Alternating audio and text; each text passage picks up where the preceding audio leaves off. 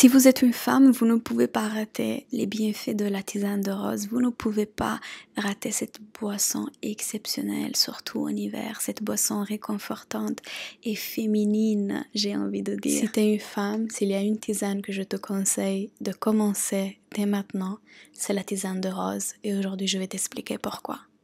Bonjour belles âmes et bienvenue sur ma chaîne, moi c'est Glowing Leaf, ici on parle de bien-être féminin et aujourd'hui on va mettre le focus sur une plante, sur une fleur plutôt, la rose. C'est très courant d'entendre des gens me dire que le parfum de rose leur rappelle leur grand-mère. Je pense que cela devrait vous rappeler vos grand-mères, votre arrière-grand-mère, votre arrière-arrière-grand-mère. C'est le parfum du féminin sacré pour moi. Lorsque nous pensons aux roses, on les assimile souvent à l'amour romantique, mais leur signification a quelque chose de beaucoup plus puissant. Ils représentent pour moi la mère, l'amour universel, la beauté, la naissance, le confort et la guérison. Les cynorhodons, le fruit de la rose, fait partie de la médecine traditionnelle et contient des niveaux élevés de vitamine C pour renforcer le système immunitaire. La rose est une célébration de la beauté et du pouvoir féminin.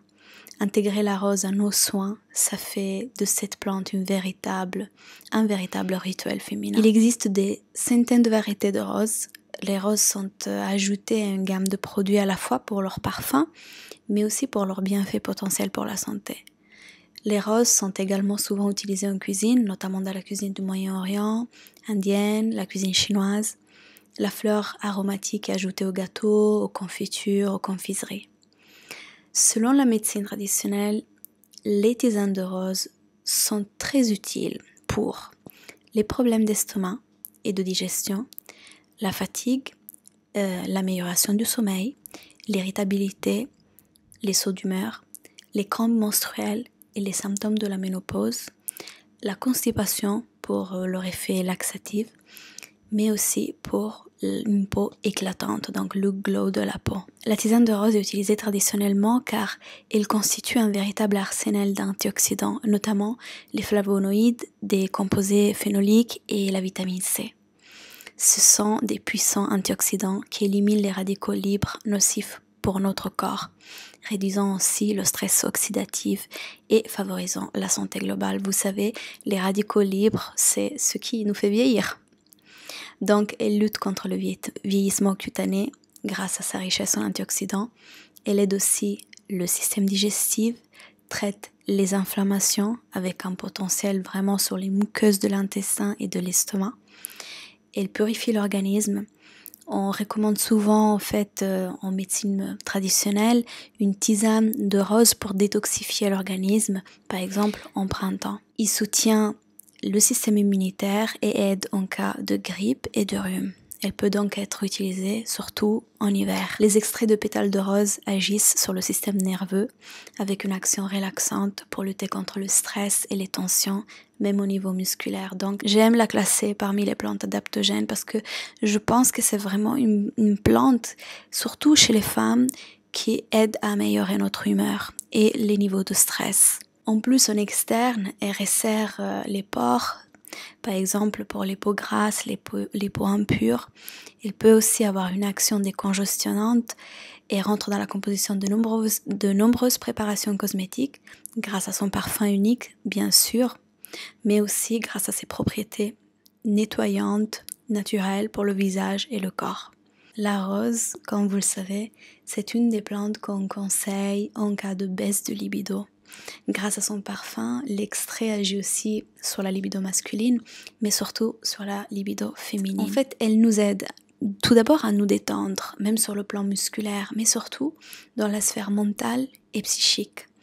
Elle stimule l'excitation et agit comme un tonique pour le désir et la tension sexuelle. C'est une plante relaxante, comme j'ai dit.